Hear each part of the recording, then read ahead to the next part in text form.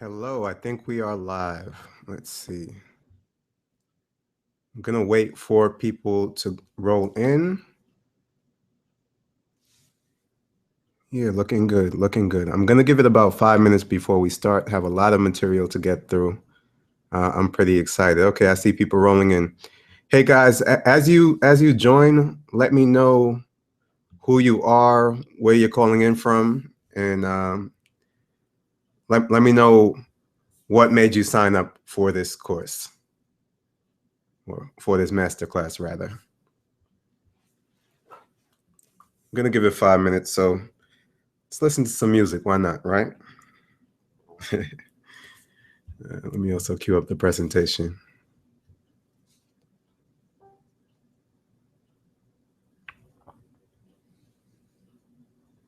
Oops.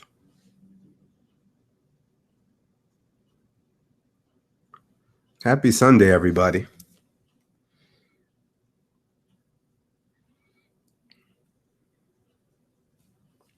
Okay, we got Elton from San Francisco. We've got Chudy trying to get an additional income stream. We've got Talisha from Woodbridge, Darcy from upstate New York. We've got Lee from Cleveland, John from Phoenix. Derek is from Toronto, Princeton 06. All right. Uh, let's see who else we got. Got Keisha. I can't keep up with this. This is crazy. You guys are awesome. You guys are awesome. All right. So still gonna give it 5 minutes. I'm excited about today. This is the first time I've ever done something so comprehensive. We did do the App Business Summit, and you guys can check that out at appbusiness.co. But this is actually going to walk step by step through the process that I use to develop my app business and that others I know have used as well. Got Nikayla from Jamaica, the Boogie Down. That's my fiance. She's in the other room. Hey, Nikki. Sheldon in Maryland. Listona from the Bronx. Got to get an idea out. We've got Cyprian. We've got Rennie. Hey, Rennie. Rennie's from Brooklyn, like me. We've got Rich from Leeds. Keisha's from Los Angeles. Elton from... Okay, I went through those already. Desiree from Wharton family is in the house. Got Tech from DC. Jenny from California. Ro from London. Rennie is off the banana boat from Guyana. Greg is from Brooklyn. This is great. Okay, let me stop fooling around. Let me get the presentation ready for you. One sec. Let me cue this up.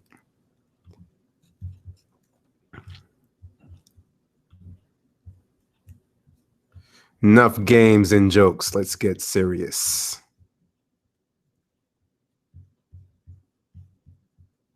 Here we go. All right.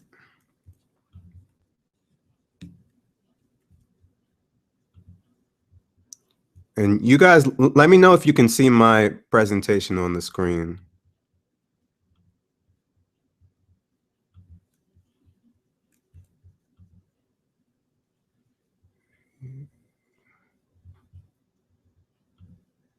Oops.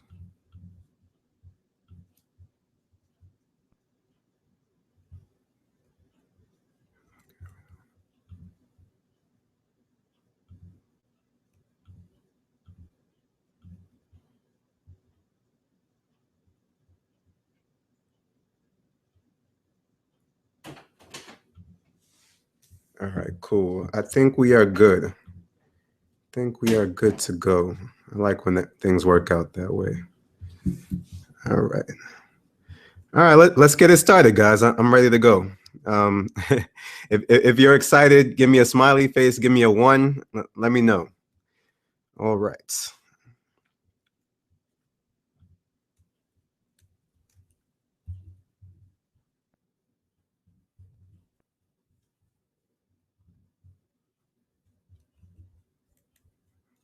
Oops.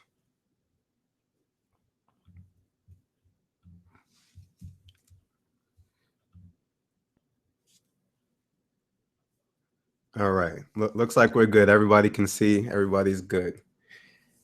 So I want to welcome you to the masterclass. This is how to build a successful app business, and you don't need to have any technical expertise. Oh, hold on, some questions here. Will you be providing a link to the presentation afterwards? And yes, I will. You'll receive that via email. There'll be, oh, okay, the actual slide deck. Yeah, I can send that out to you as well. So yeah, welcome to the masterclass. This is how to build a successful app business with no need for technical expertise. I'm Moyo Okome. And so the first thing I actually want to do was to share some of my story with you. And I just want to let you know about how I got into the app business and what it's done for, how it's changed my life, and how it may be able to do the same for you. I'm not sure what you want to get out of it. I do want to know, but I want to share my story. So I actually came into the app business at a very tough time for me. And so I was working at Microsoft at the time. I've been in the corporate world for about, I want to say 6 years or so. And I'd gone back to school, got this job at Microsoft after getting rejected for about 30 jobs or so. Finally got this job. I was there for a number of months, and then it just wasn't going that great.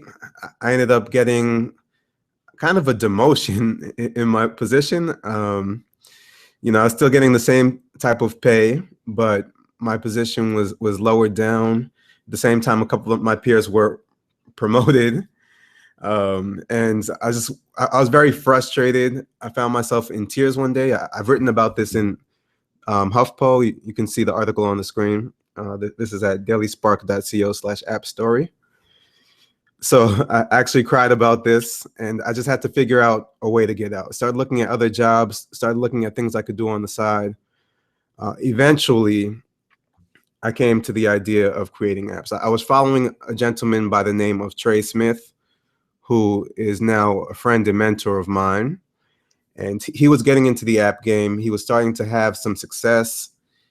He was building a game called Colo's Journey. I followed his blog. He started making some money, then he started making some serious money. Then he said, "Hey guys, I'm going to create a course for you.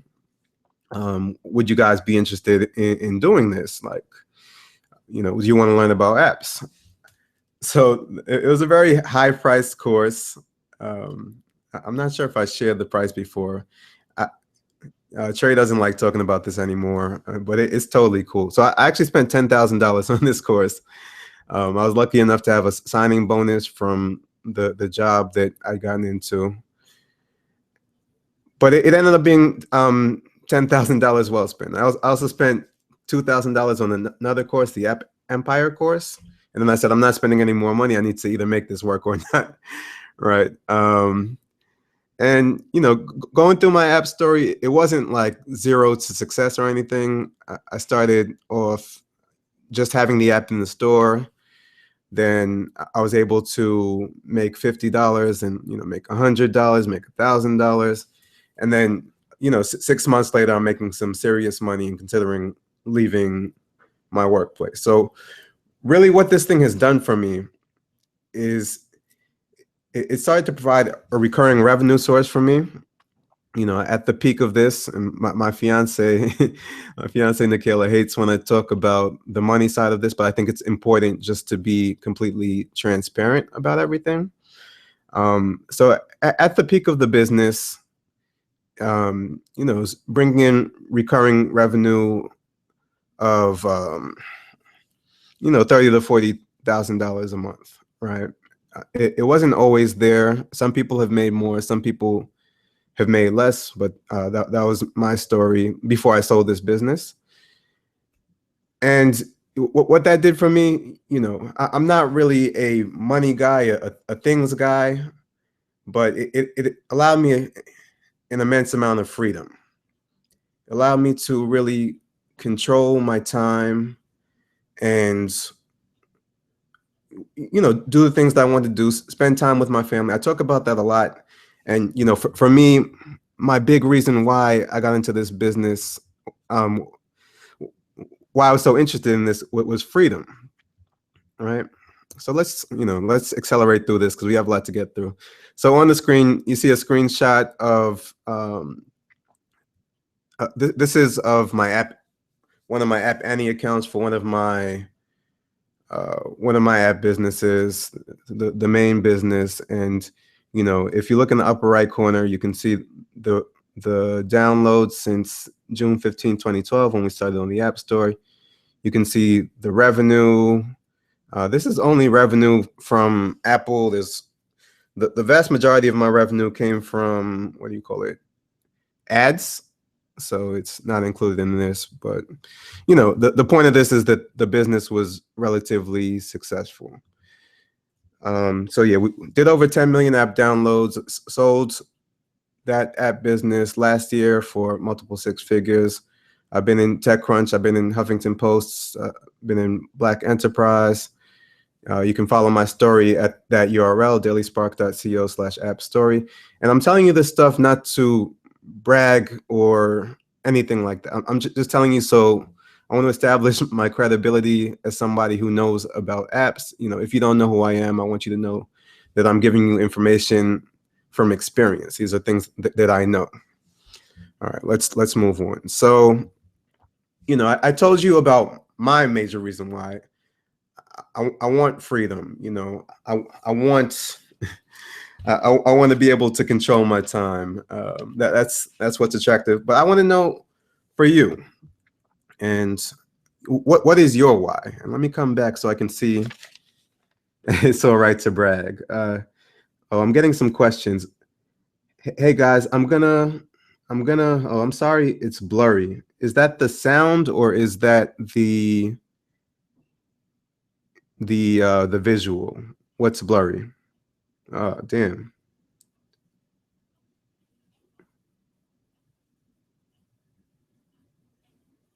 Okay, it's blurry. Sorry, guys. I'm gonna see what I can do about this. The visuals are blurry. Okay. Oh, that sucks. Okay. Let me try to figure this thing out right now.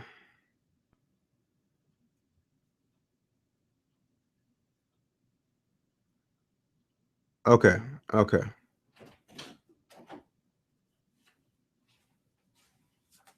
Okay. I'm hearing that. So if you can refresh, then it should clear up. All right. So let's continue, guys. So let me know. I have a few questions for you before we continue.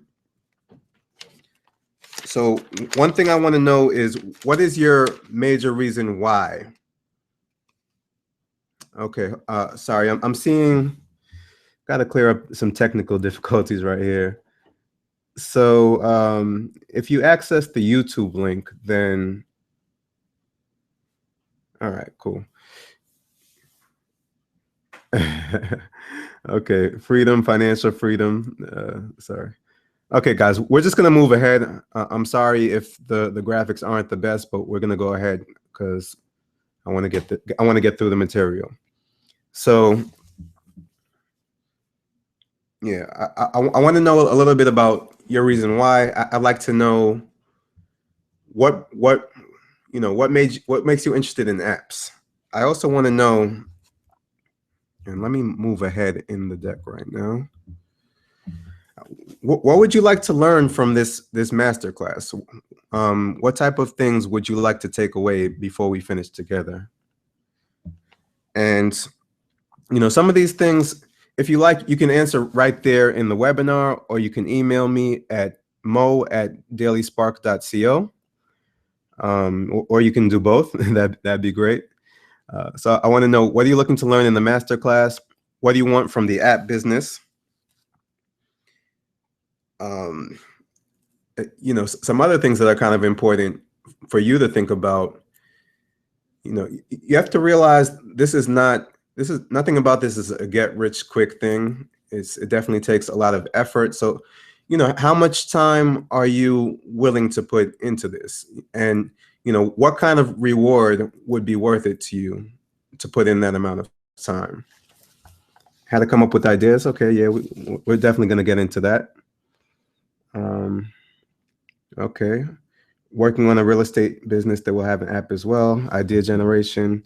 Yeah, I will go into idea generation, so that's good. Keep them coming, guys. Want to learn how to build a simple app for another business idea? Yep, gonna do that. Gain insight into the procedural aspects of app building. Got you covered. Building a platform that helps apps to get discovered. Want to see if developers are interested. I'm not sure if I can tell you that. Want to learn to apps that create change and make money. Okay, yeah, we're all about that. Viable stream of income. I certainly hope so. And, it definitely takes time. Like I mentioned in my story. So let's see. I think it took me 6 months since after I was live on the store to generate what I call serious money. I was generating 1,000 to 2,000 a month within 3 or 4 months, and I was generating serious money within 6 months. And it also took me 6 months to get my first app on the store. Some people get it up a lot faster. I would suggest that you get it up a lot faster if you can. Effective, learn how to create effective apps. Want to know key things when you're starting. Okay. Where to start, have the idea, need to understand the tech part. Yep. Okay. Very technical background, love to code, just looking how to focus in that direction. Okay, yeah, that's awesome. So that's another thing. Some people know how to code, but you also have to learn the business side of this, whether you're going to keep on coding for yourself or not. I, I I did learn to code. I was a computer science major in undergrad, but I haven't coded for the last 7 years. And I prefer to focus on the marketing and business side of things. There are different ways to do it. But just so you know, you don't need to know how to code. But if you do know how to code, it can be an advantage. It's however you want to play it. How much does it cost to launch an app? That's very variable. But did you spend 6 months while maintaining your other job? Yeah, I was working this on the side of my job. While the business was ascending. Want to learn the biggest mistakes? Yeah, I can definitely talk about that. Maybe we'll go into that in the Q&A. I didn't code my apps. I don't code anymore. All right. So another thing, as we set the vision, I want to. So as I mentioned, it's not a get rich quick scheme. If you're there's no point in you listening to this webinar or masterclass if you're not willing to put in significant effort into that. So just know that it will take some work to get it going. Also, I want to let you guys know, if you're already an expert in the app business, then this webinar, there will be some nuggets in it, but you may not get the most out of it. I'm going to be covering a lot of basic things that you may already know. So another thing I'd like to know from you guys is, so I want you to think about if you had an app business a year from now, how much would you want to be making from the business? And also beyond the money, like what would that mean for your life? So just go ahead and type me some responses or email me some responses. Like really start to visualize. And I know that this it may sound a little woo-woo, but it's kind of important.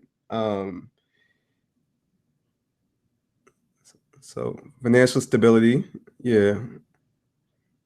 10K a month would be freedom for me. Yeah, 10K a month is freedom for most. 3 times the salary that you have. Yeah, that's good. That's good. Yeah, I like it.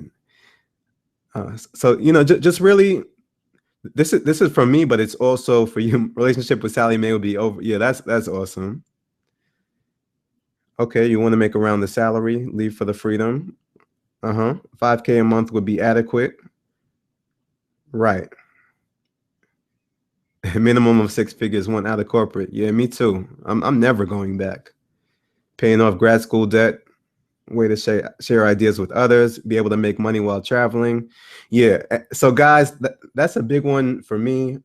I really, so one of the best things about one of the things I miss about having that app business, because right now I'm involved in apps, but my next business is not up and running right now. I will show you some of the stuff that I'm doing. So I miss, I still have some recurring money coming in from some of the smaller apps, the smaller app portfolios that didn't get sold, but man, that recurring money is sweet. So it's cool to be able to travel and you still keep on making money. Like it really just enables you to just do other things, spend time helping people. It's just good stuff. Make money while you sleep. Exactly. Around the salary. Okay, great. All right. So cool. We're really starting to visualize. We're starting to visualize. Awesome. All right. So with that, let's start moving forward. And if I don't answer your question, yeah. If I don't answer your question right away, just know that it's because I need to get through this material. So let's get right into the meat. So the first stage in your app business, and you guys feel free to take notes, but you don't have to. I will, as I mentioned, send out the deck. But if you find it helpful, take notes. Like turn your phone off, turn your TV off, pay attention right now. So the first stage is the initial setup stage. You need to have your own developer account. You can't work from, if you hire a developer, you can't work from their account because that doesn't give you control of the money, doesn't give you control of the app. So you need to have your own account. It's pretty simple. If you can sign up for a Gmail account, you can sign up for an App Store account. So I've given the URLs there. On Apple, it's a $99 recurring yearly fee. On Google Play, there's a $25 one-time fee.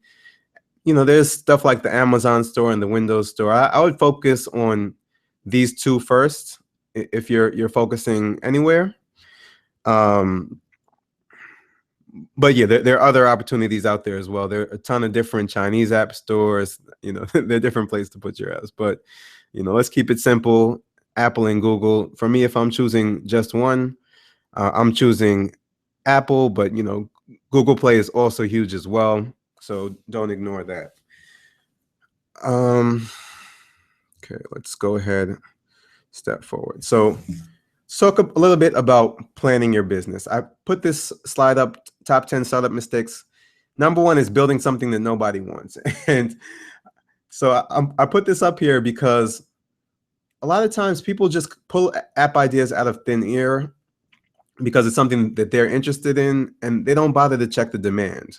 So I think that the number one thing when you start putting together your business plan, you want to make sure that you're building something that people want, that they like, that they will download, that they will spend on, they want to spend time doing. Make sure you're building something that people want. And there are a ton of different ways to do this. There are games. I was heavily involved in games. There are business to business apps. There are financial apps. There are social networks. I wouldn't try to build one of those. It's going to take a lot of resources, but I'm just saying they're there. So for anybody that hasn't done this, I would recommend that you all visit the App Business Summit. That is at appbusiness.co, and actually go through those interviews because you're going to see a ton of different potential business plans that actually work for people and different plans that you could follow. There are just a ton of different ways that you could go. I can't choose that for you. I can just give you the tools so that once you choose your plan, you can execute on it. So I included this screen here. This is, it was a great post from my friend Carter Thomas, who's an extremely successful app developer. And he was just really talking about the fact that the app business has not died. It's actually expanded. It's just different now. People say that people started to think that it died because there was this model when I first came into the app game. people got involved in this thing called reskinning. And a lot of people started thinking that you could, and reskinning, what it is that you purchase code. You can go to sites like Chupa Mobile or sellmyapp.com, and then you repurpose the code as your own by changing the graphics, by changing certain things in the code, whether it's a game or whatever it is. You just change it around, and then you publish it on your own account. And what this does is it greatly reduces the cost and the time of development. And so what ended up happening is that a lot of people just started reskinning things en masse, and not really thinking about the value of what they were putting out there, but just trying to put out a ton of stuff. And let's be honest, it definitely worked. People made a ton of money. But that time is kind of over. Now, if you're in the ad business, you need to think about who is your customer? How are you reaching your audience? You need to actually have a strategy and a business model. As I mentioned, definitely check out the App Business Summit. Get your creativity flowing, see what's working out there. But there are a ton of different plans, and planning your business is something that you need to do before you get started. Some of the models to consider, you can think about emulation. So meaning looking at what's out there on the store that's successful, and really seeing how you can model it and how you can improve upon it. So say, I don't know, there's a to-do list app out there, but it doesn't have a feature that you want, that that a lot of people would like. Or maybe, there's a to-do app out there, but there's not one that's suited for your exact profession. And that if you made it, that there are a ton of people that will want to use it and download it. So, that's an example of modeling and improving. It's done in business all the time. The Apple did that with the iPod for the MP3 player. Facebook did that. They modeled and improved on MySpace and Friendster and stuff like that. So model and improve is one model. Business to business is another model. Finding local businesses, creating apps that will help them to increase customer value, retain customers, whatever. So the point here is just that you need to pick a model and then start executing on it. All right. And let me come back and see if people are getting this. All right, cool. So moving right along. So step one, plan out your business. Okay.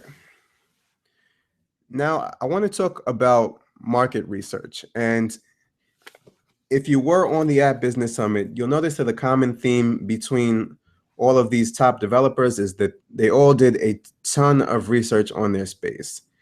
And the good news is that it's pretty easy to do. If you're looking at the app marketplace, the App Store or Google Play, they actually give you a ton of, they just give you everything, right? They give you, there are these lists, the top free apps list, the top paid apps, the top grossing apps.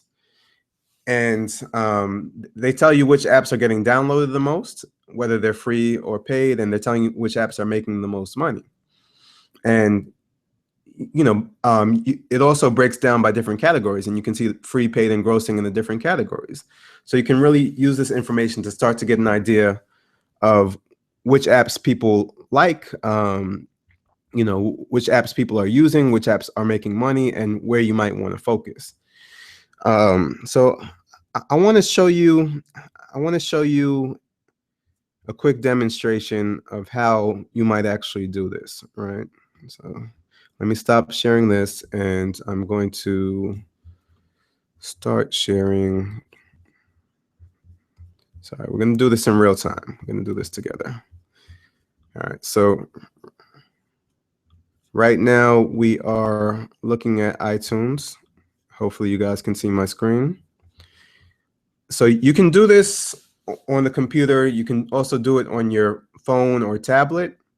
And it's pretty much the same process for whether we're talking about Apple iOS or Google Play. And this is It's very simple, but it's also tremendously valuable. So let me take it out to the top of the App Store.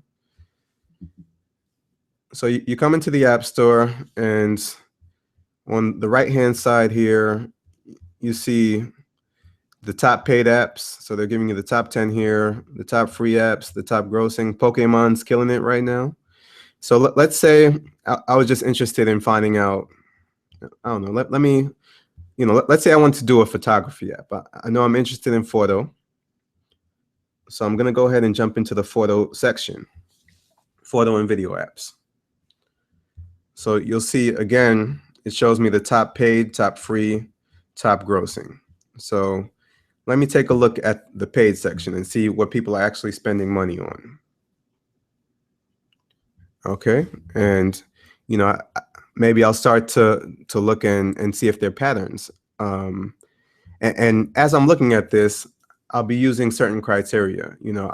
I want to look at the apps, and I'll see not only that they're doing well, but is this something that is going to be overly complicated? Like, what is going on in the app? How much would this cost me to develop?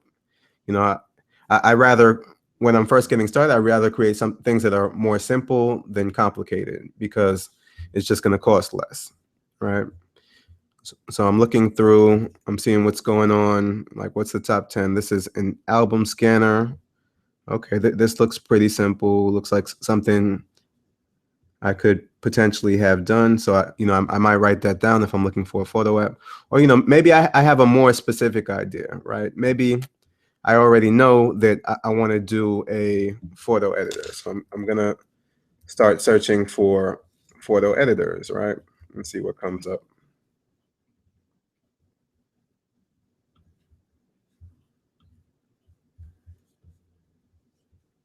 It's not working properly. So search for photo editor.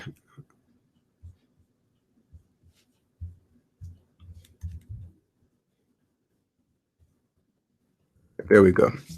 So here it's showing me some of the best apps in photo editing. So I would literally just be going through these apps.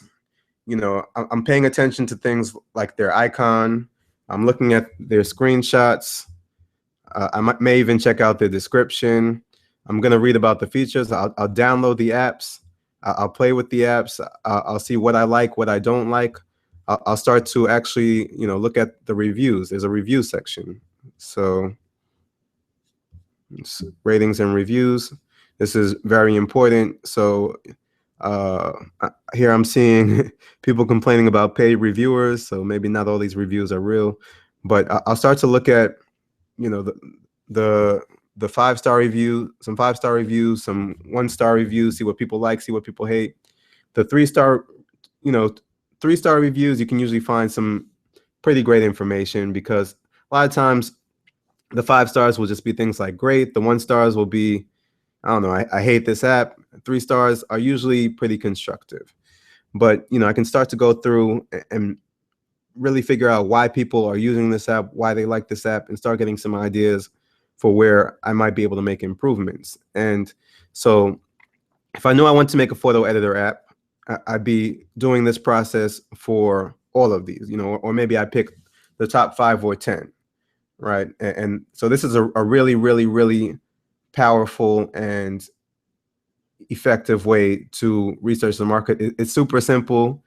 You can do the same thing on Apple and Google Play, but if you're not doing this, then you're not going to be successful, because you're just, at least if you're publishing apps to the store, because you're not going to know what the demand is like. You're just going to be guessing. And yeah, so I hope you get the point there. And let me come back and see if you guys have questions on that, if you're understanding. So top apps by user location. So this is the App Store for the US. So this is just giving me information for the US. You can also switch. So I'm still sharing the screen. If you go down to the bottom of this, you can switch your country, and you can check out different app stores if you want to. So I could check out the UK, Germany, Japan, and see what's going on there if I wanted to. And there are certainly some situations where you might want to do something like that. So before I move forward, any questions on how to conduct that research using the App Store?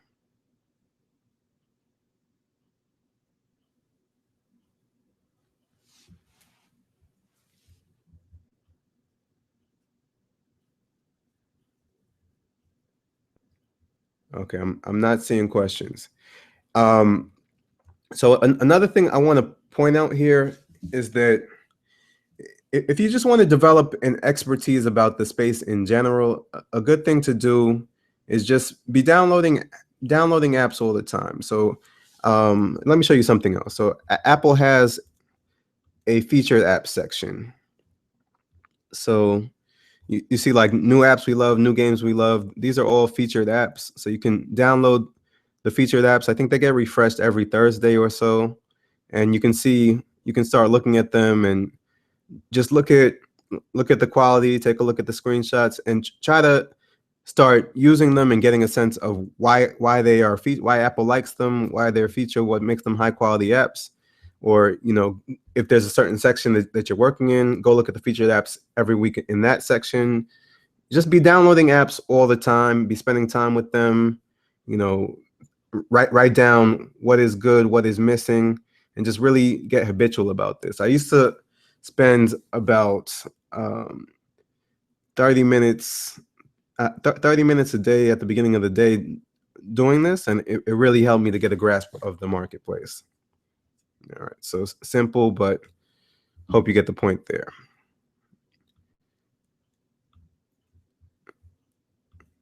All right, so let's go ahead and switch back. Okay. Dexter says, what's the equivalent of a featured app in Google Play? I believe Google has features as well. Yeah, I believe they do it, but it's just not the featuring in Google. I don't think it's as powerful as the featuring in Apple. Why are they featured? So the featured apps are selected by Apple editors. They're not by user upvoting. If you look at the top free, top paid apps, I guess those would be done by pretty much downloads. Those are users voting with their downloads essentially. So if you want to see how users are behaving, look at the top free, top paid, top grossing. All right. So let me go ahead, get back onto the presentation.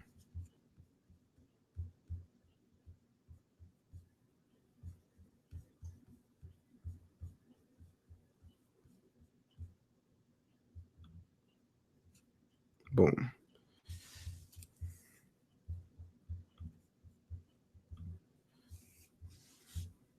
Okay. Specific advice for folks interested in developing apps for kids. Let me take some of these questions at the end just so I can keep going through. So that was a quick demo on how to conduct research. I talked a little bit about model improve before, so let's just leave that alone. In terms of review mining, that's really the process that I was talking about before, looking at reviews and just trying to find gold in there, trying to find what users really want so you can model your plans after that and be more successful. And that really will make you money if you go ahead and follow it religiously. A good tool for review mining, so you can use App Annie, so that's appannie.com, and you can also use sensortower.com. Sensor Tower is a paid tool, but it's quite good for doing things like keyword research, looking at reviews. So I do recommend it if you're serious about this business. So what about market research along the lines of user research outside the stores? Yes, so it definitely makes sense to talk to your users.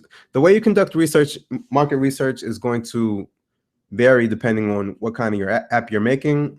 But anytime you know your customer, you definitely want to talk to them. You definitely want to, iterate through the process and show them what you're working on, get their feedback, and just design a more robust solution. Oh, sorry. Let me give you these URLs. So App Annie is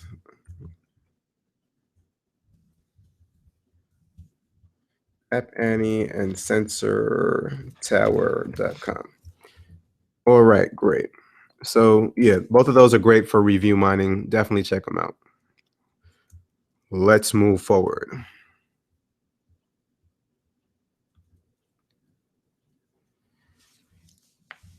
And I'm sorry that I'm not spending a tremendous amount of time on each of these, but we do have to get through it. So I want to talk about building your team now. And this is extremely essential. This is probably one of the most important things. Like it's difficult to be successful in this if you don't have a team. So how do you do that? So in terms of structuring your team, the way I've always done it, at a minimum, you're going to need a developer and you're going to need a designer, right? An artist. And there's some caveats to this. So if you're doing things like using an app maker, there's some different. Friend of mine, Khaled. So Khaled was featured in the App Business Summit. He does business to business apps, and Khaled uses an app builder to build his business app. So in that case, you wouldn't really need a developer. And if you're, there's BuildBox. BuildBox was built by Trey Smith. It's a game building software. If you use BuildBox, you don't necessarily need a developer.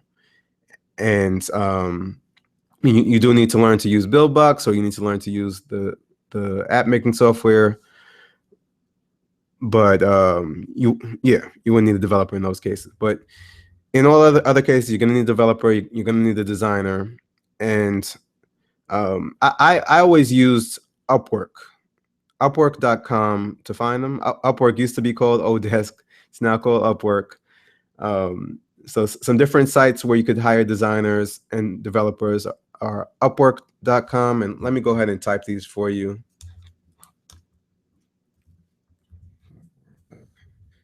Upwork.com. There is Freelancer.com, Guru.com. I've never used.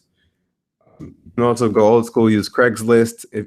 On the App Business Summit, Dan Navias, who's a millionaire app entrepreneur, he talked about using Craigslist to hire his first app developer for like a couple $100. So let me actually go ahead and show you how you would do this in practice. So let's go out to Upwork.com and let me share that with you. Oh, how did we end up on this slide? Sorry, guys.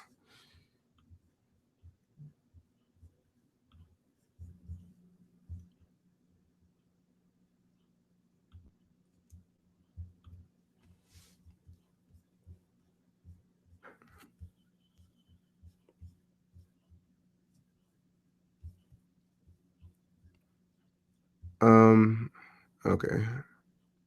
Here we go. So this is Upwork.com. I'm going to log into my account. Don't steal my password, guys.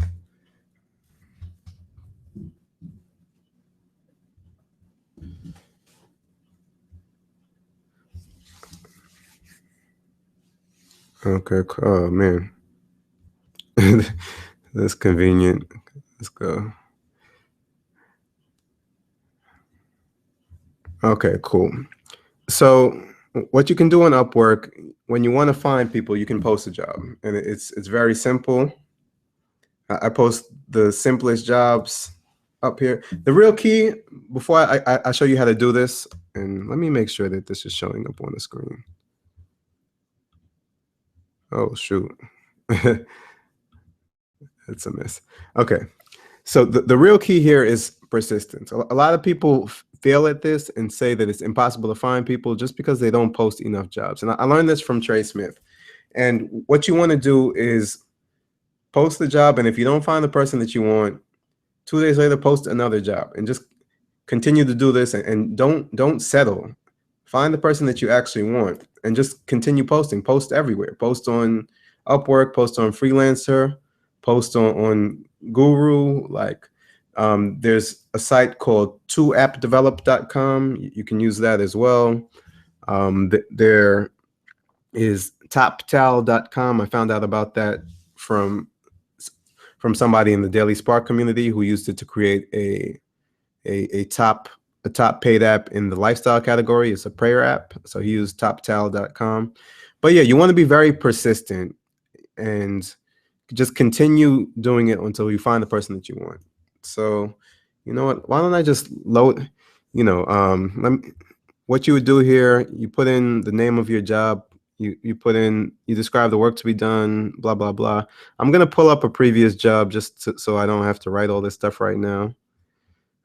Let's see what I did here. And so this is something that presumably I actually hired for. So I said iOS app development. and this is literally as simple as I make it something. We need a talented developer to help create an entertainment app. One-time projects. So you have to fill in. Oh, you can say what best describes your project. Apparently, I didn't do this. Say what devices you're targeting, how many freelancers you want to hire. So this is really, really simple stuff. Then you go ahead and put it out there. And then you just basically wait for bids to come in. So my budget here was $1,500. Sometimes it's higher, sometimes it's lower. It really depends. So let me look at another job that I may have done in the past. Okay. So here's one that says iOS Ninja 4 game reskin. So I asked a bunch of qualifying questions here. Looking for a great programmer. And by the way, guys, in these job descriptions, I usually don't give that much detail. I'll just give them enough to know basically what's being done. So if I'm looking for a 2D racing game, I'll say a 2D racing game. I don't need to give them my whole long spiel. I'll give that to them later when I conduct an interview on Skype. So my process, I like to put out the job on Odesk. Then once I submit this, I'll get a bunch of responses back. I don't think I have one of those live for you right now, but you get a bunch of responses. You can start looking through profiles. They'll post their portfolios, and you want to start determining who looks like a credible candidate. Eliminate the people who scored under 4 stars. You want to eliminate people who say that who are lying about their work and say that they've developed Airbnb or something, stuff that you know that they didn't develop. And you get down to a few credible candidates, or if you don't find any, you continue to post. Then once you get down to enough credible candidates that you want to interview, you can invite them to do Skype interviews. I typically just do them via text chat on Skype.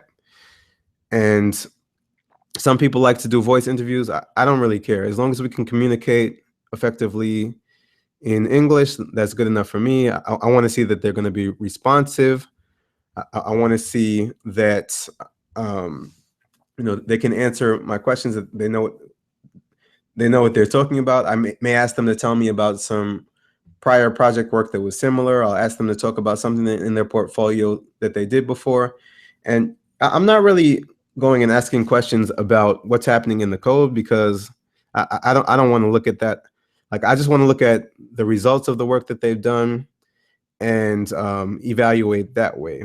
So with a designer, it's much easier because you can see on paper, you can see whether you like the art or not. And my criteria, I'm a stickler for it. I like to see that everything in the portfolio makes me go, wow. And if that's the case, then that's a potential person I'll use. If that's not the case, and some are good, some are bad, I'm gonna pass, because that means that they're inconsistent. For a developer, you can't really see the quality of their work. I mean, you can download stuff and see if it has bugs, or see if it flows well, but it's not until you actually work with them that you can get a good sense of how good they are. So what I like to do is hire them for some small work at a fixed price initially, and do this for a few times, and really build up that rapport and relationship before we do anything more long term. All right. And sometimes for some folks, I'll just continue working with them on a fixed price basis forever. And we've been working like this for years, and that's what works. But with other members, I'll bring them in and pay them by the month. It really depends, and both can work. But one thing I would not recommend doing is going in and hiring people. So you have an option of whether you want to hire hourly or fixed price. I would not recommend going in and paying by the hour when you initially when you're initially hiring somebody. That's a good way to just run up the price on yourself, in my opinion. And a good way of finding out what price that you want to pay for the actual job, what you can do is you can go ahead, you can go and look at jobs. So you can look at past jobs. So what you actually want to do, I'm not going to do it right now. You can go into Odesk and you log in as if you were looking for a job. So right now I'm logging in as if I'm looking for freelancers. I'm looking to hire people. But you can go in as if you were a freelancer looking for jobs, and you can look at past jobs they have completed and look at the prices at which they close. So that's kind of a secret ninja, not so secret, but it's a good tip that gives you a sense of where the market actually is. And if hey, somebody paid, I don't know, $200 for this other person paid $300 for this, and these jobs all sound similar to mine, then you get a sense of what the kind of range is, what the market is for what you want to do. So definitely use that.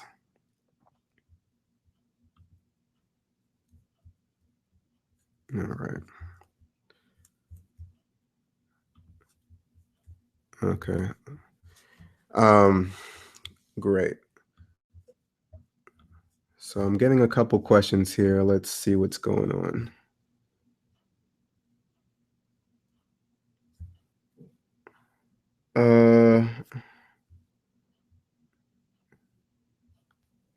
So, okay. When you post a job, how much info do you give about the job? I give very little. I keep it vague. I think you saw what I did there. I just give enough so that they know what it's about and if they have the skills to apply. And then, I follow up later with more detail once I know that I'm interested in them. Yeah. So Jesse makes a good point. So framing it around the fact, I always put that in general, that I'm looking to meet people for the long term. I want to work with people over and over, and that's definitely true. That people I've worked with for years and years. So I let them know that good performance could lead to a long-term opportunity. So that's something to include. How do you make sure people don't steal your idea? Yeah, you can't. But ideas are just ideas. It's really all about execution.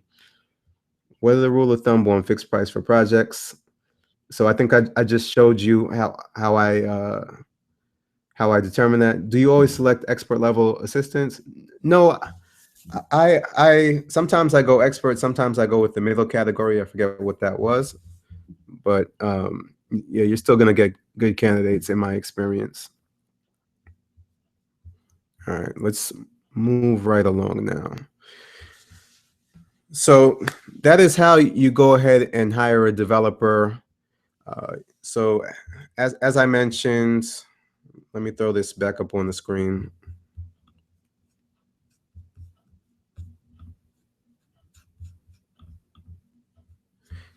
So as I mentioned,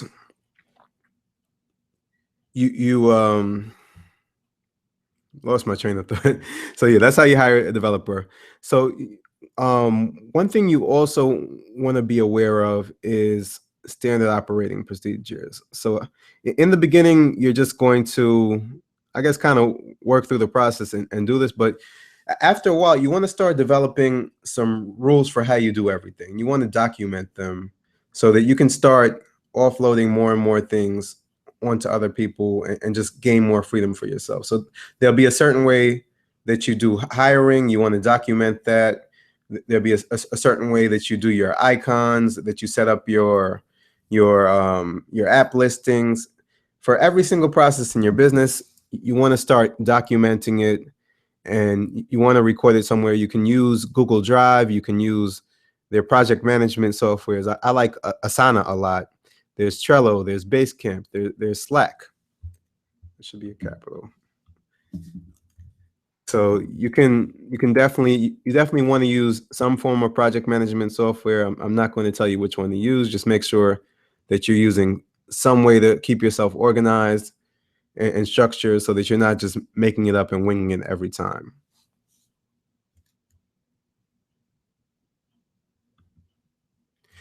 Okay, the next thing you need to think about is, I'm going to try to speed up now, is how to design your app. How you're going to communicate the idea. You found the developer that you want to work with. You know, they're great. You hired them through Odesk. You're communicating on Skype. You got your project management software ready to go. So how are you going to communicate your idea? There are a ton of different wireframing tools that you can use to communicate your idea. You know, there's Envision app is one that I've used with some of my teams. I like Envision app. There's Balsamic. I haven't used that one. And I've included here, so here is a list of a ton of different tools. I haven't tried all of these, but I'm going to share the list with you. And my favorite way to do it is actually with pen and paper. And, you know, you don't have to be some kind of great artist or anything. All you need to do, you just have to make sure, it's pretty much like this screenshot that you see here. You want to be able to show your developer every screen that's going to be in your app and describe to them what it's going to do. So there's no ambiguity of what's happening. So I find this pretty easy to just draw out on pen and paper, take a picture with my iPhone, and then include that as an attachment to the developer. That's my way of doing it. Oftentimes, when they want to communicate things to me, there's a team that I work with that likes to use Envision app, and they'll communicate that with me. So I think this is pretty simple, but you have to get your idea down on paper so it's unambiguous, and then, you know, have them describe back to you what they think it's doing. You know, have them they can create a mock-up for you. But yeah, just make sure that you guys are on the same page, and use the diagram that you create to have a discussion, to ask questions, and then you can move forward. So that's pretty much how you design your app. And so once the app is designed, then, you know, the developer, you're going to need to put your developer and you need to put your developer and your designer in communication so that they can work together. Or you can hire a team that has both of them put together and just communicate with one person. That can be easier to do sometimes. Sometimes you won't be able to find a team that is good at both. Sometimes you will, but you need to put them in communication. And then they're going to start developing the app, and you're going to need to test it. So what's going to happen, there are different testing platforms. There's TestFlight, there's DOE. I don't know how you pronounce that. But these are ways that you're able to actually get the app on your phone before it's live on the store. So the developer is able to send you a version that you can use, and yeah, you can test it out. And then you can tell them, okay, I like what you've done so far, but really this button should be here, or it's crashing when I try to do X, Y, Z. So the testing is really important until you're able to start hiring more people in your business to do QA. You're going to do all the testing yourself. I've always done all the testing myself, and it hasn't been a problem for me. But yeah, you're really just using the app. You want to use one of these services so that you can get the app on your phone. I wrote down UDID here. That's unique device identifier. It's something that your developers are going to ask you for. Okay. Your developers are going to ask you for UDID. It's easy to find. You can Google for instructions on how to do this. Wrote down APKs, and the UDID is not necessary now if you're using TestFlight, because TestFlight is integrated with iTunes Connect, which is Apple's platform for putting stuff on the App Store. But if you use DOE, you will still need the UDID. On Android, it's a little bit different. You don't need TestFlight or DOE. Your developer can actually send you an APK, which is a file that you can download into your device, and you can just install this file onto your device and test your app straight away. So uploading your app is pretty simple. You can there are lots of tutorials on Google and different places that you can find for how to go through this. I went through this process a few times and then just decided that it wasn't something that I was interested in doing. So I actually just always had my developers upload for me, and that's perfectly fine for you. You'll need to give them your credentials to your account or create credentials for them. But you don't have to upload stuff if you don't want to. You can seek professional assistance, and that is that's my preferred way of doing it. I know lots of people that prefer to keep control and upload the whole thing themselves, and if you want to do that, that's fine, but not my idea of fun. So moving right along. So you've uploaded your app, boom. It has to go through a review process with Apple. This used to take about 7 days, and ballooned up to like 14 days at one point. It seems to be moving much faster nowadays. But yeah, it goes through the review process, then it's live on the store. Then you need to think about marketing. And really, I mean, you should be thinking about marketing from the get-go, but you got to think about marketing. And so I wrote down some different things here that are important. I think it's going to be a great exercise for you to go and look at the App Business Summit, because that whole event is all about app marketing and just different marketing strategies. But yes, some things that you want to be aware of. So you need to have great icons and screenshots. These are your app's first impressions. If those don't look as good as the ones that you see here on the top grossing apps section, then your app's not going to get downloaded. You need to make a good impression. You need to catch their attention, catch their eye.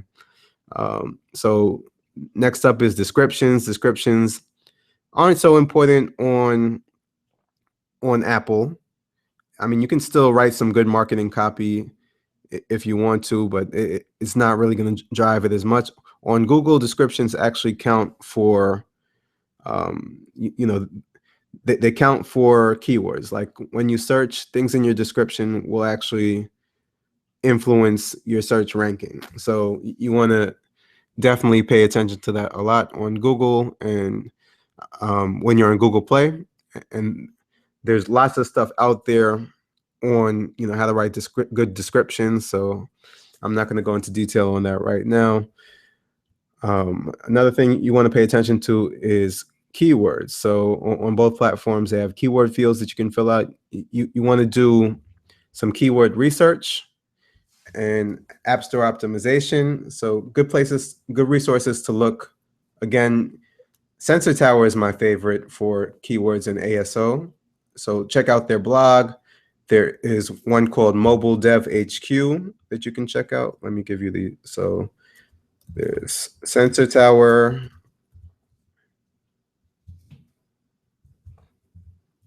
Mobile Dev HQ. There is Gummy Cube is another one. So yeah, this is really an area that you want to pay attention to if you're on the store. There's paid marketing, but paid marketing is it's pretty out of reach for most independent developers. It's just something you need to be earning a certain amount.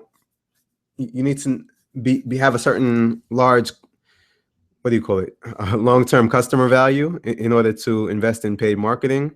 It's not something I've ever focused on, but I do know some folks that have had success with it, but I just wanted to list it there.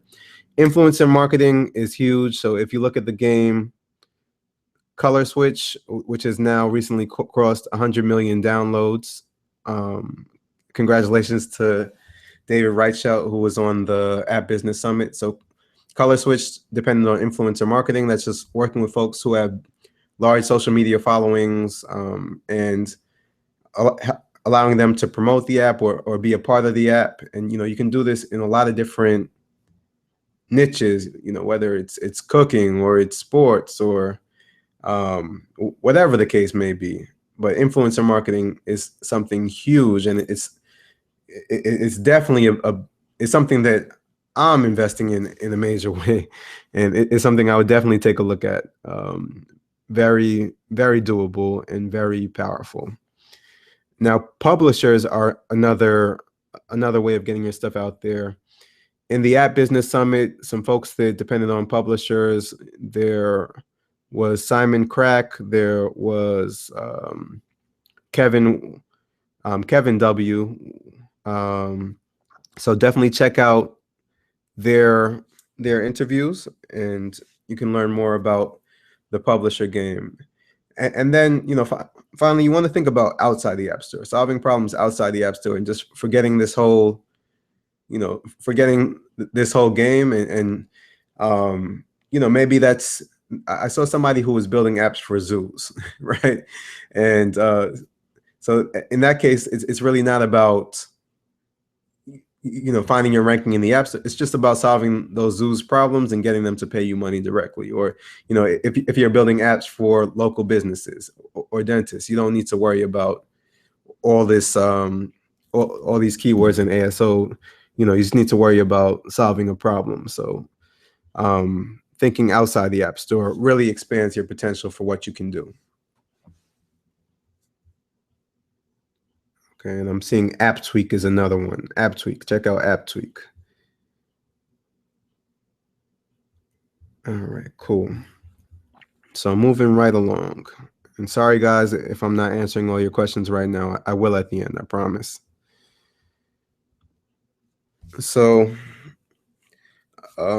next up is iteration. And this is really just about once your app is up there, you're getting your downloads.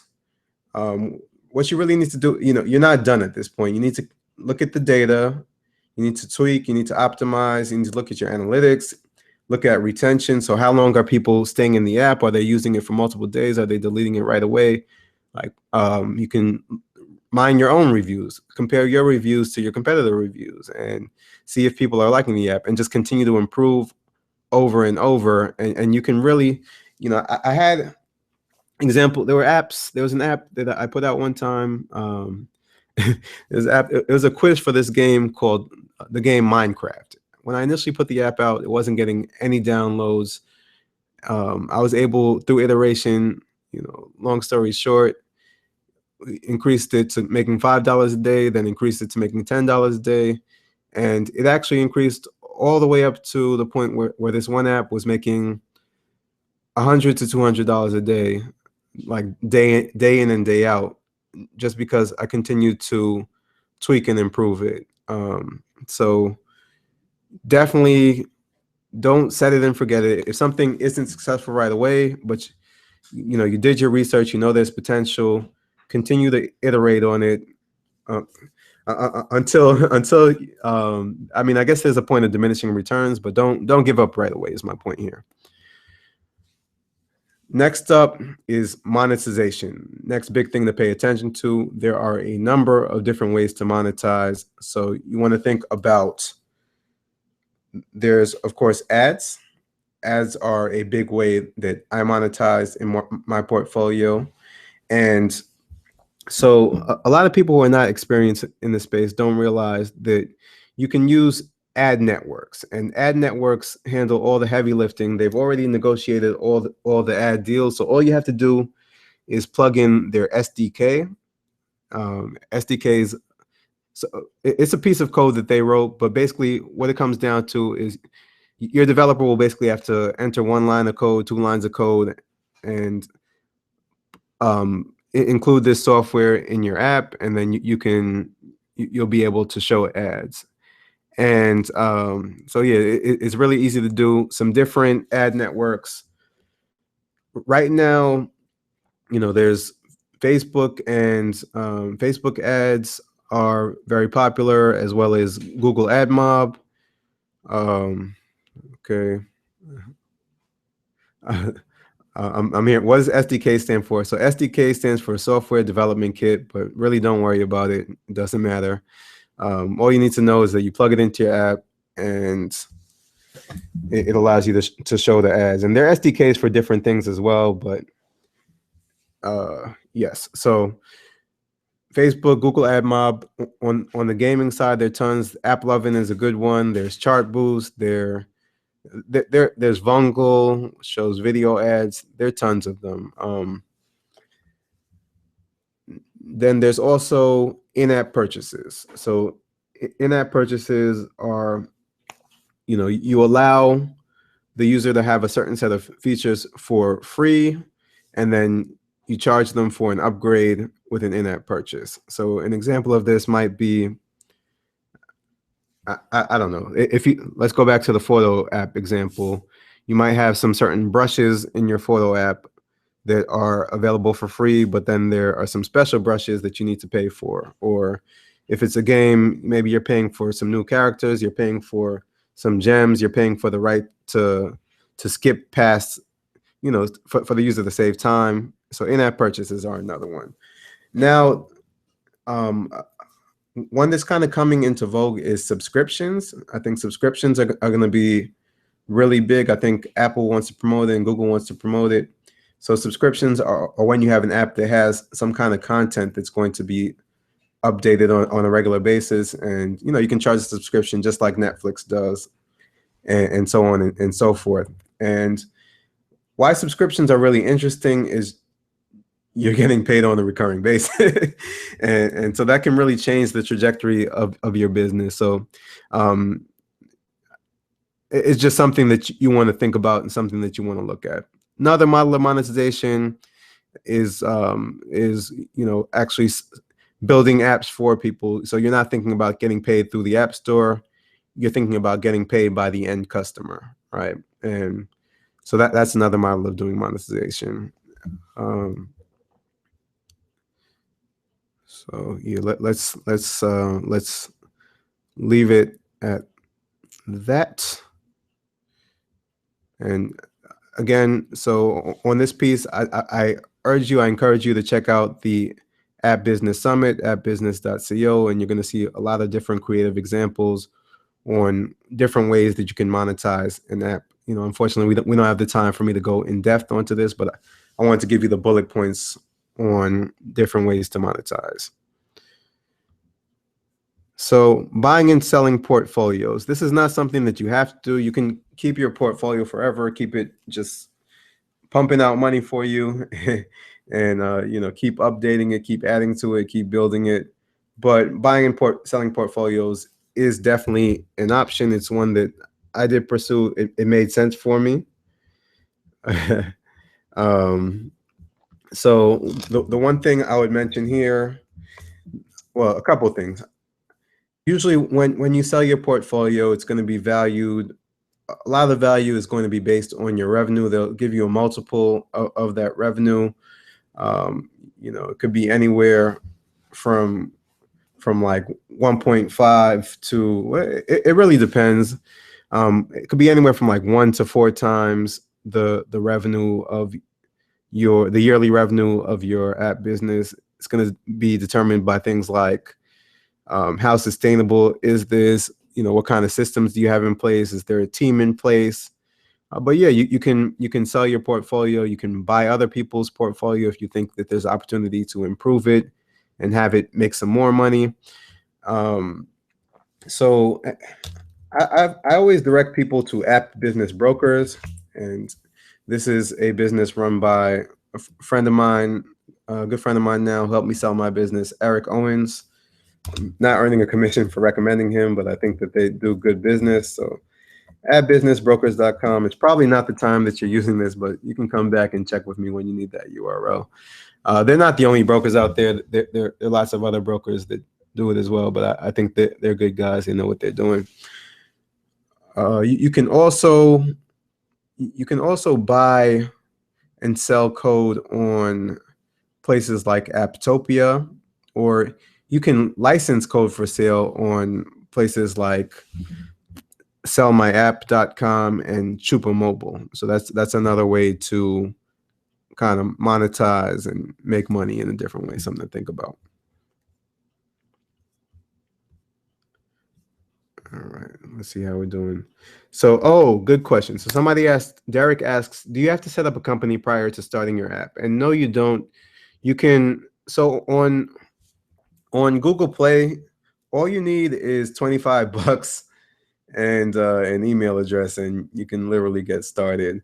On Apple, you just have to pay your fee. You can use a personal account if you want to. It's going to list the apps under your name. But you can also do it under a company account, and in that case you would need to have your documentation. You need to start an LLC or an S corp or something. LLC is the one I've always used. You'll have to do your research, on which state you want to start it in, and so on and so forth. It's pretty easy. I've used incorporate.com most times when I've done it. One time I used legalzoom.com, but very easy process to do. But don't let that stop you from moving forward. All right. So moving right along. Hope we're still having fun, guys. Now, real quick, I want to go ahead and take you behind the scenes. So that was essentially the entire process of what it takes to build a successful app business. I know we zoomed through it, but that is literally what you do. And so just to recap before we look at my business, let's go back and look at the steps. So, we set the vision, we did the initial setup, business planning. And when I say business planning, it's not all about writing a business plan, but just having a plan, doing market research, team building, designing your app, testing, uploading, marketing, iterating, monetization, and selling if you want to. So that's really all there is to it. We zoomed through it, couldn't go into detail, but that is literally all you have to do. So, at this point, you should have the tools to go out there and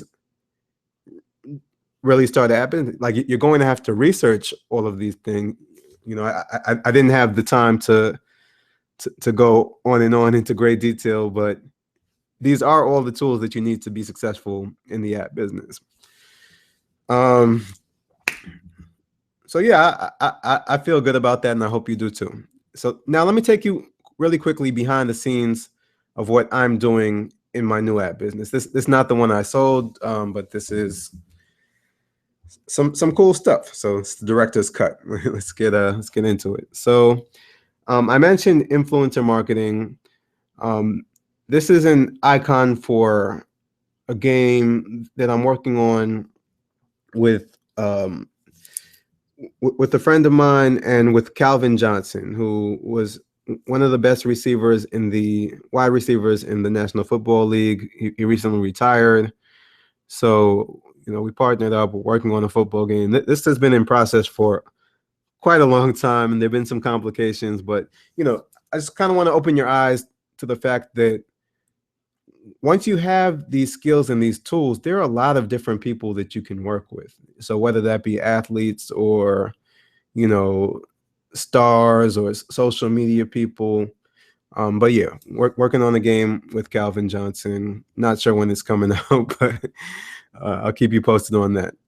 So this gentleman that we're seeing here, his name is Lazar Angelov. I hadn't heard of him before. He's a fitness guy on social media. He's from Bulgaria. And I want you to look at that number on the left there. So this guy has 12.5 million followers on Facebook, right? And so we went out there. We're working on a game with Lazar, actually a series of games with Lazar. The this one is actually done. We're just tweaking a couple things, but this game should be ready to go shortly, and I'm excited to put it out there to 12 million people. So again, this is the kind of thing, once you have these skills, once you master this tool set, you can start creating these kind of, like, really the limit is just your creativity. Like, I just want you to stop and think, what kind of success would you be able to create for yourself if you had access to millions and millions of people through different influencers, right? Just think about that. Like, right. And so we're going to work on a series of projects with Lazar and also with some of his friends in that industry. So that should be pretty exciting. Another project here, taking you behind the scenes. So this is a guy I never heard of as well. You guys may have seen these emoji apps out here now. So Justin Bieber has one. Kim Kardashian has one. I think it was making like $1 million a minute when it came out at first because she has that crazy social media following. Steph Curry came out with one during the NBA Finals. So I got intrigued by the emoji thing. This guy, Chris Perry, he's an independent R&B singer. I didn't know about him before. We found him on Facebook. This member of my team who went and prospected and found him, and I ended up closing the deal with him. And so we're doing an emoji app for him. This was the first version of it. So he just put out the rough version to his fans, and they loved it. Like, you look, there were like 2,400 reactions to it. Tons of comments, tons of shares. People were going crazy over this thing, and people were saying, "When can I buy it? I want to have." And this is just another example of the type of thing that you can do. And this type of app is not difficult to make. It's actually pretty simple, but it just so happens that I know how to make it happen, right? And you'll know how to make it happen as well. So I just wanted to show you a couple of things that are going on in the business, and this is going to be the first emoji app that we're releasing through a new company, but we're actually planning on doing quite a few of them, so it should be pretty interesting. So that was the behind the scenes look in my business. So the last thing I want to talk about before we get into the Q&A, well, actually, there are two things. So just want to talk about mindset real quick. So we talked a lot about the techniques and the strategies and stuff, but none of it's going to matter if you don't come into this with the right approach and the right mindset. And that's one of just that you want to learn a little bit more every day. You don't want to get discouraged when you hit a roadblock. You want to welcome the challenges. It's not going to be easy. You want to go into it just knowing that you're going to work through the problems. Like, you're going to see the challenges as fun. You want to take inspiration from anywhere you can find it. You want to stay positive. You want to put the right amount of effort into it. You want to have the right attitude. So yeah, I just really wanted to share that with you. I think that's really important. When I first came into this business, like Chad Moretta and Carter Thomas, Trace would talk about stuff like this. Chad had this thing. He wanted you to look at yourself in the mirror and say, "I'm an app millionaire," and I would literally be in my car shouting, "I'm an app millionaire," and until I started believing it. And I haven't become an app millionaire yet. I became an app I made a good bit of money with this stuff. But I definitely think that the mindset is a helpful thing. It's a helpful thing. It's tremendously important. If you don't have the right mindset, no matter what I teach you, it's not going to work. And you also have to be somebody that is going to actually take action and do the stuff. It doesn't, if you can sit through as many webinars as you want and you know, read as many books as you want, but you have to take action, you have to try, you have to be willing to mess up, and then try again and try again. And like the people who take action are going to get some results. They may be smaller results at first, but like you can grow those smaller results into bigger results. Yeah. All right, cool. So let me take a pulse of the room. I know this has been running for a little bit long. I want to see. All right, so my wonderful assistant and fiance Nikela Matthews is handing me a sheet of questions that you guys are asking.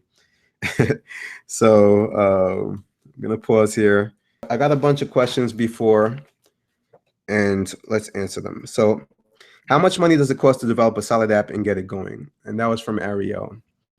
So that really depends on what kind of app you're doing. You know, that can go anywhere from like a simple to-do list app, which you could probably get done for a couple $100, or Carol says 1,000 is not to learn a new skill set. Yeah, I don't think it is as well. That's going to vary for different people. You know, I know everybody's in a different financial situation, but that is the cost. So how much does it cost to develop a solid app?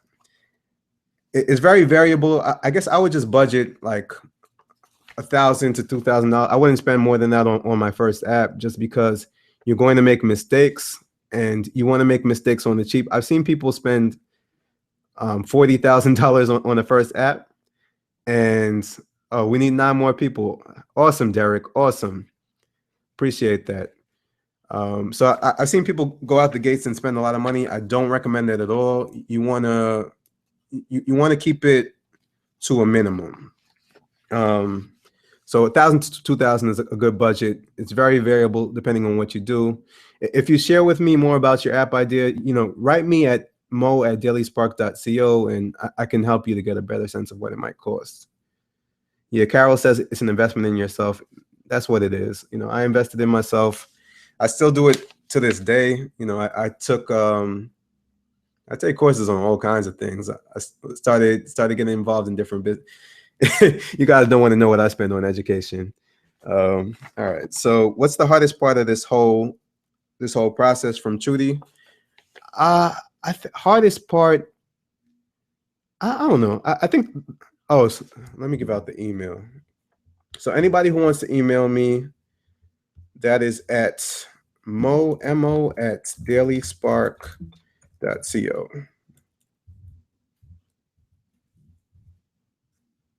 All right. So the hardest part, I really think, is just getting through the process the first time, and then things just get easier. Like you just need to go through the entire process, go through it once, go through it as fast as possible. Don't try to be perfect. Just try to get an app live that does something, and then you're going to learn so much just by doing that. All right. What are the legal aspects we should worry about, such as trademarks? This was from Michael. I would say don't worry about trademarks. Like, don't focus on that stuff at all for a while, because like just worry about the execution, worry about learning the business. A lot of people get bogged down in the legal side of things, and you know, want to protect everything and don't have anything worth protecting. That's my opinion. I guess there are different viewpoints on it, but I would worry about just learning how to execute. And then if you start to get to a product that is worth protecting and you want to spend the money, then go ahead and do that. Yeah, but I'll worry a lot less about the contractual stuff. You can always call a lawyer, have a lawyer look at anything that you want to have them look at, but don't let that stop you from getting started, is my main point here.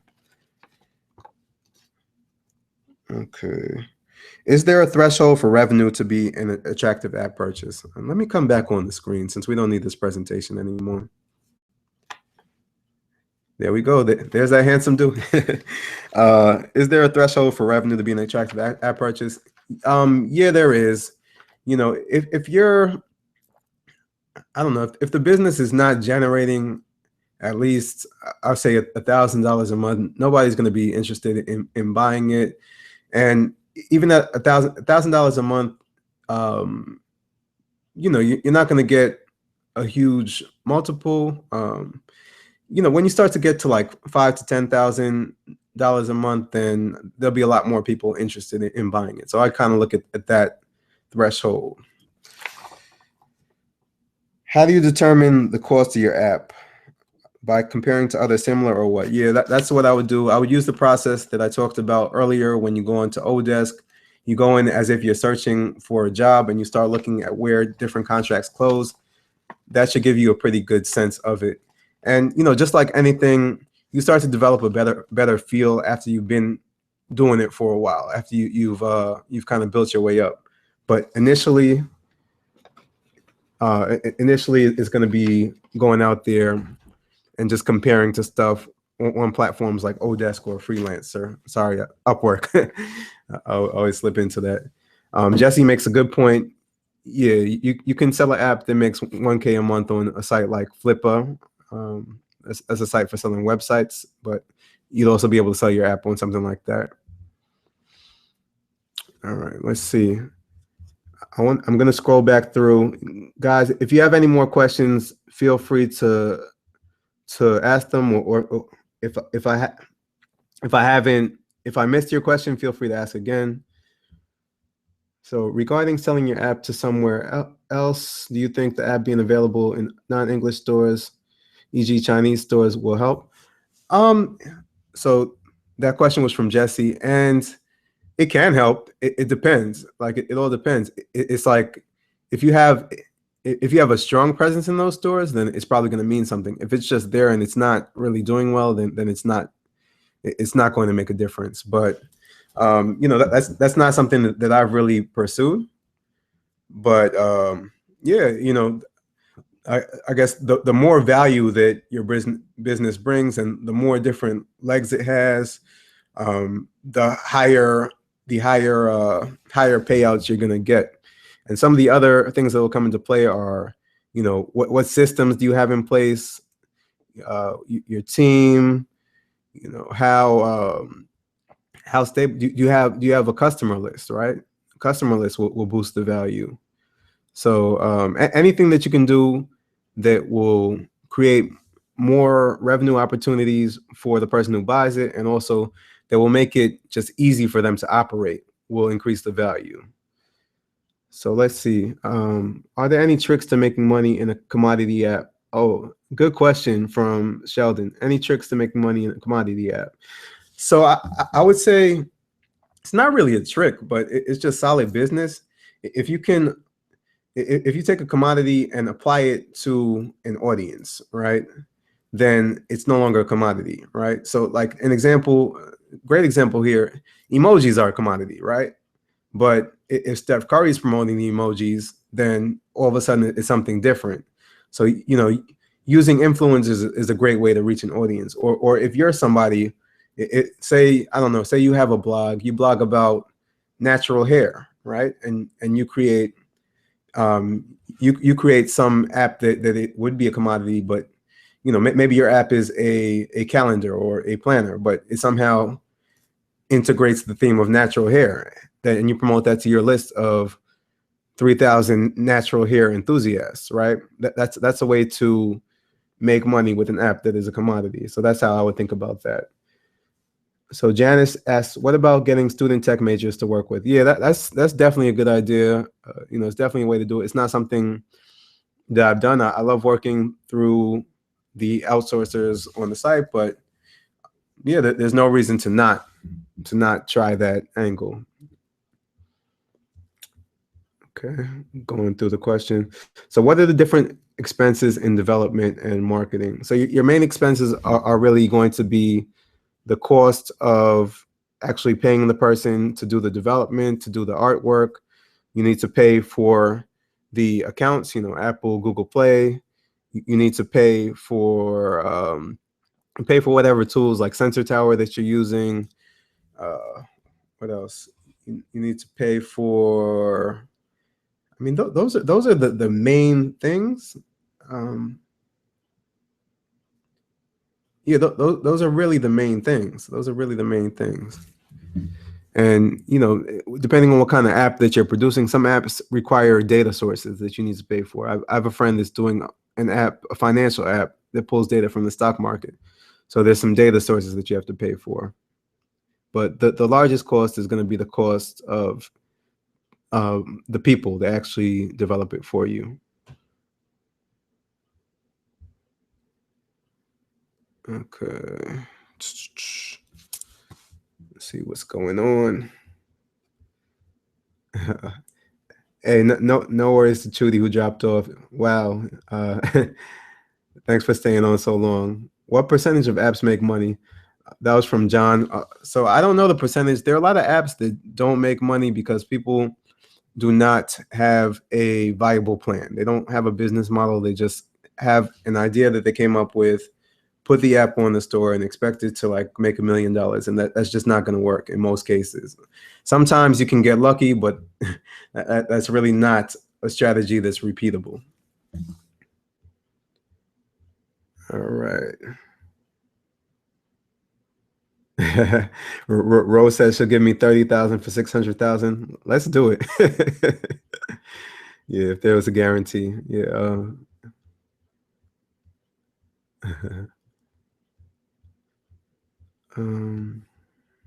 Okay. Just trying to see if I missed any questions. Will the course be updated regularly? Yes, it will. Okay. Pays to have a great woman by your side. Absolutely. Shout out to Kayla. All right. When and how would you suggest reaching out to partners who can strengthen your idea? I would talk to people as often as possible. Just talk to people as often as possible. A lot of times, people who are beginners and inexperienced worry about. I'll always get the question, what if they steal my idea and stuff? That's usually not the thing you need to worry about. That's usually not 9 times out of 10. That's not what's going to hold you back.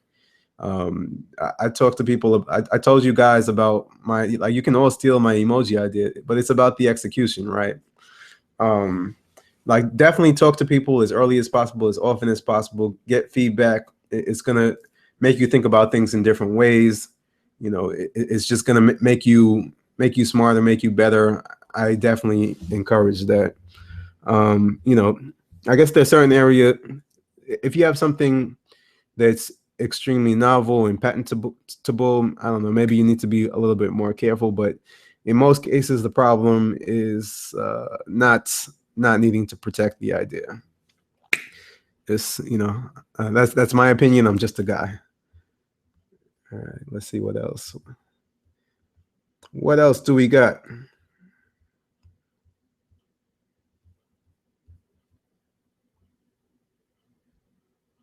Okay. These names make you wonder how much the name for a business matters. Yeah, it matters, but it doesn't.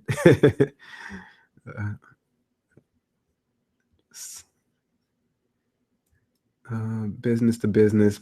So Ro asked, so for business to business, you recommend using app builders rather than using your own source codes. It's a business decision. You can do either one. Yeah, either one is fine. The one thing I would recommend, if you're building your own codes, then I would recommend trying to build something that is not that's not too custom, that you'll be able to easily repurpose for a lot of business. That will allow you to scale a lot more. Sometimes that's not always possible, but I think that's a good way of going about things. All right, cool.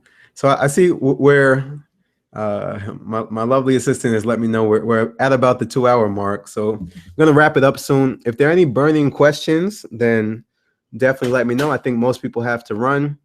If you guys are interested in the course, again, the URL is dailyspark.co/app course. If we get 10 people, we will rock it out. And if not, we won't.